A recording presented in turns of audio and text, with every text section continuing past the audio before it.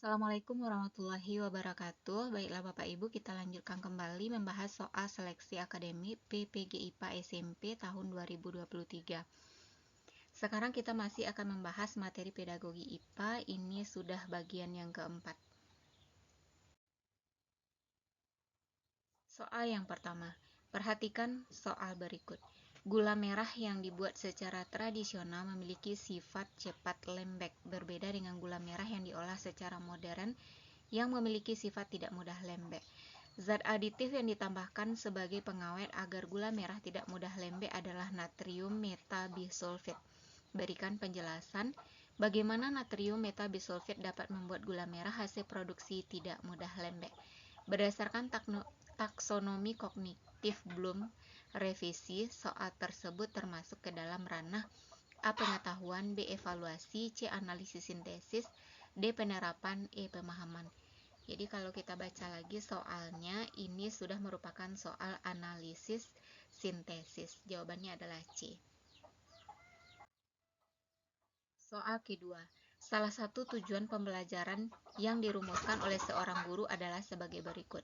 Setelah pembelajaran, peserta didik mampu menunjukkan pengaruh panjang mula-mula bahan terhadap pemuaian panjang.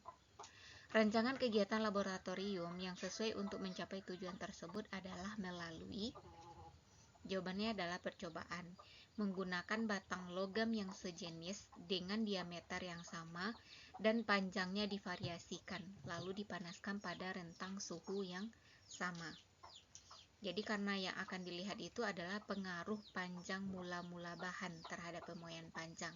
Makanya di sini yang divariasikan itu adalah panjang logamnya.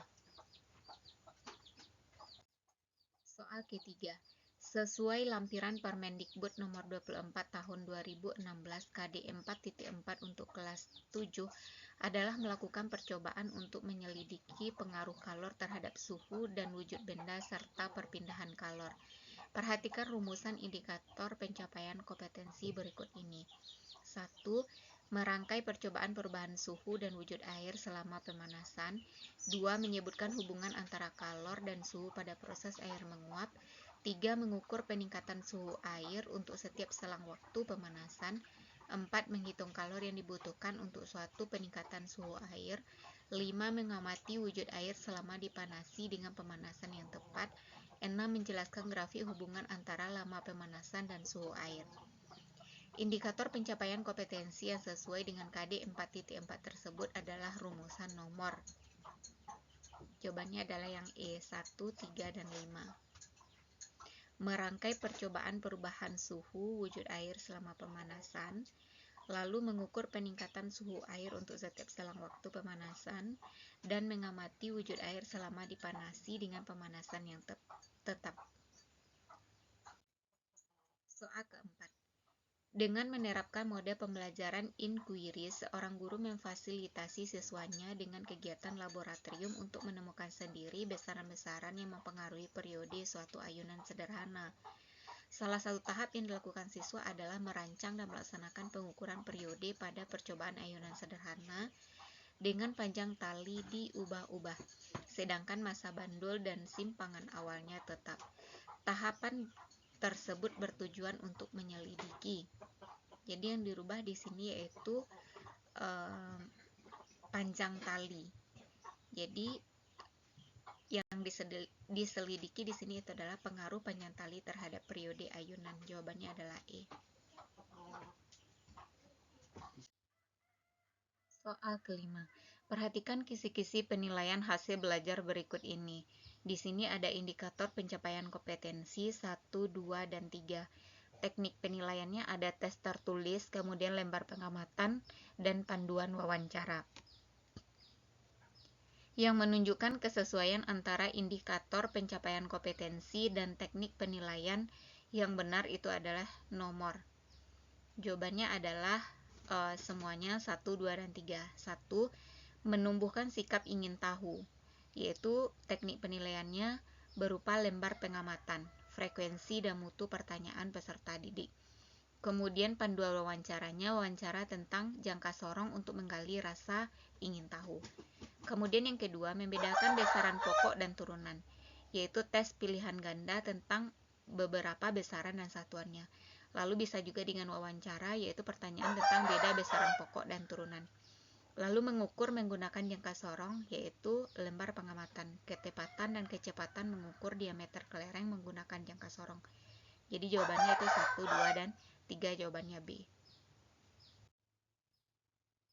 Soal ke-6. Hasil tes pada materi bioteknologi diperoleh data skor beberapa siswa sebagai berikut. Ini ada siswa dari A sampai M. Skor tesnya ini nilainya. Berdasarkan data di atas, keputusan yang tepat diambil oleh guru adalah A. Tes ulang terhadap semua siswa. B. Tes ulang kecuali untuk D, G, H.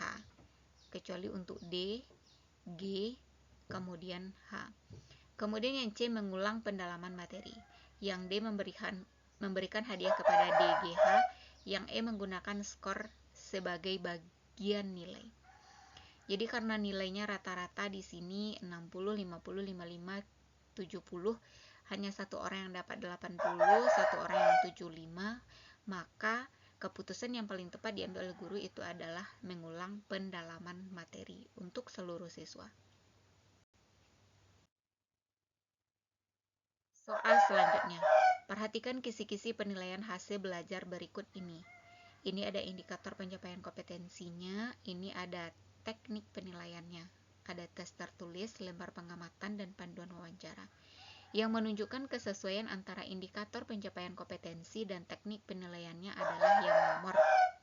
Jawabannya itu adalah C, hanya yang nomor 1. Menumbuhkan sikap ingin tahu, yaitu dengan lembar pengamatan bisa dengan panduan wawancara. Kemudian di sini yang kedua, membedakan besaran pokok dan turunan. Tes pilihan ganda tentang beberapa besaran dan satuannya. Kemudian bisa juga dengan lembar pengamatan perilaku saat mengukur diameter kelereng. Ini bukan termasuk ke dalam teknik penilaian untuk mencapai indikator membedakan besaran pokok dan besaran turunan. Ini lebih kepada penilaian sikap. Kemudian mengukur menggunakan jangka sorong. Di sini dia masukkan juga tes tertulis untuk menjelaskan langkah-langkah mengukur kelereng menggunakan jangka sorong. Padahal yang paling tepatnya itu dengan lembar pengamatan. Siswa disuruh sendiri mengukur diameter misalnya kelereng menggunakan jangka sorong. Kemudian melalui wawancara ini juga kurang tepat. Jadi yang tepat itu hanya yang nomor 1. Berikut ini disajikan tabel pemetaan kompetensi dan teknik penilaiannya. Ini ada kompetensi, teknik penilaiannya ada pengamatan, wawancara, produk, dan tes tertulis. Yang menunjukkan kesesuaian antara kompetensi dan teknik penilaiannya adalah nomor. Jadi yang benar itu hanya yang nomor 3. Kita lihat di sini sikap menunjukkan perilaku peduli, katanya teknik penilaiannya tes tertulis. Ini salah. Seharusnya melalui pengamatan. Kemudian KD 3, menganalisis proses dan produk teknologi ramah lingkungan untuk keberlanjutan kehidupan. Ini KD pengetahuan, seharusnya dengan tes tertulis, bukan pengamatan. Baru yang KD 4, keterampilan menyajikan karya tentang proses dan produk teknologi sederhana yang ramah lingkungan. Teknik penilaiannya dengan produk. Jadi jawabannya adalah E. Yang benar itu hanya yang nomor 3. Soal ke-9. Seorang guru IPA hendak mengajarkan materi tentang konsep ekosistem, namun di sekolahnya hanya terdapat kolam kecil dan tanaman-tanaman hias di sekitar kolam. Model pembelajaran dan teknik asesmen yang tepat untuk proses belajar siswa adalah A. Project-based learning, rubrik produk. B. Problem-based learning, rubrik laporan. C. Inquiry learning, prosedural dan portofolio. D. Cooperative learning, rubrik karya kelompok. Yang E. Discovery learning, kinerja dan rubrik. Jadi di sini karena hanya terdapat kolam kecil dan tanaman-tanaman hias, yang paling tepat itu dengan teknik cooperative learning. Rubriknya itu adalah kerja kelompok. Soal ke-10. Seorang guru SMP menetapkan indikator siswa mampu menjelaskan sistem transport jaringan angkut pada tumbuhan. Untuk memenuhi indikator tersebut, guru sebaiknya mengembangkan materi ajar A. Struktur epidermis dan sistem transport. B. Perbedaan difusi dan osmosis. C. Struktur dan fungsi xilem floem. D. Peran stomata dalam sistem transport. E. Energi yang dibutuhkan dalam sistem transport.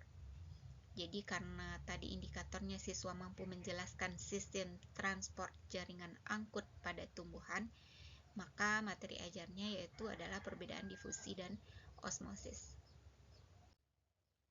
11. Seorang guru IPA selalu menjumpai permasalahan hasil tes yang rendah pada topik optik. Dalam rangka memecahkan masalah ini, ia kemudian mendiagnosis secara intensif kemungkinan penyebabnya.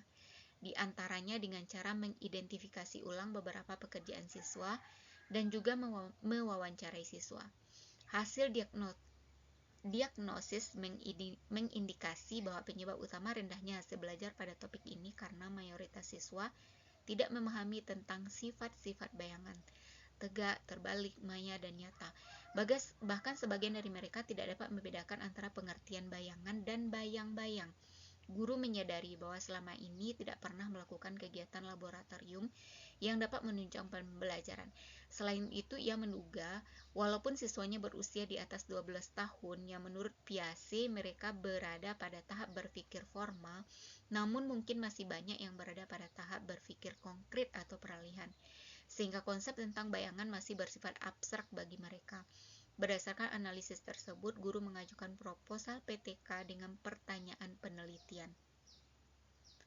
Apakah penerapan pembelajaran terintegrasi kegiatan laboratorium dapat meningkatkan hasil belajar siswa?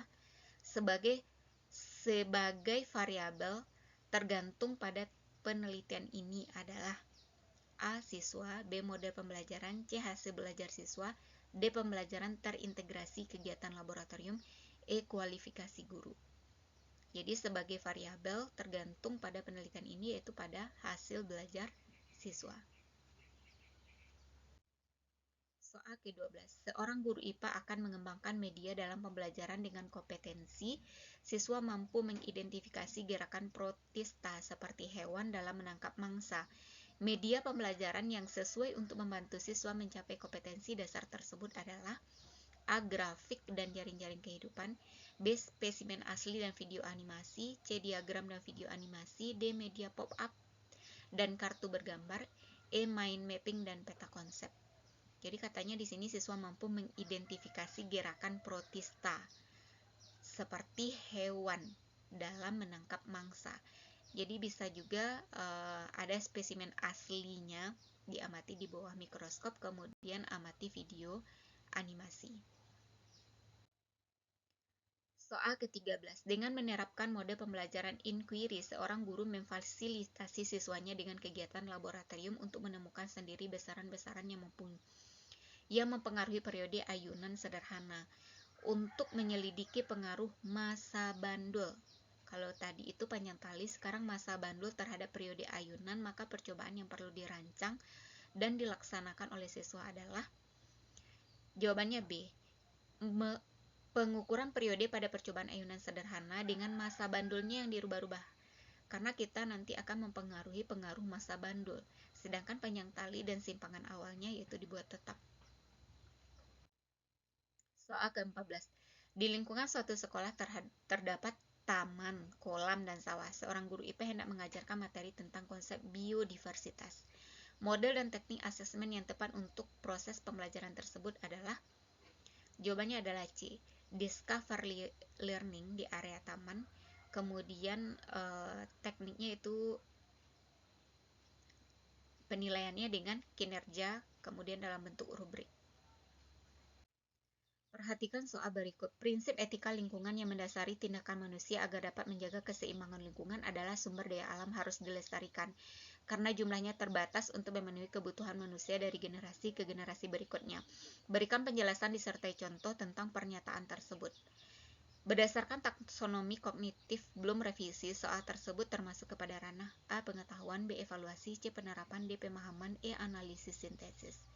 Jadi kalau seperti ini, berikan penjelasan disertai contoh tentang pernyataan tersebut. Berarti ini sudah pada tingkat pemahaman. Jawabannya adalah D. Demikianlah Bapak Ibu pembahasan soal pada video kali ini, semoga bermanfaat. Saya sudahi dengan Assalamualaikum warahmatullahi wabarakatuh.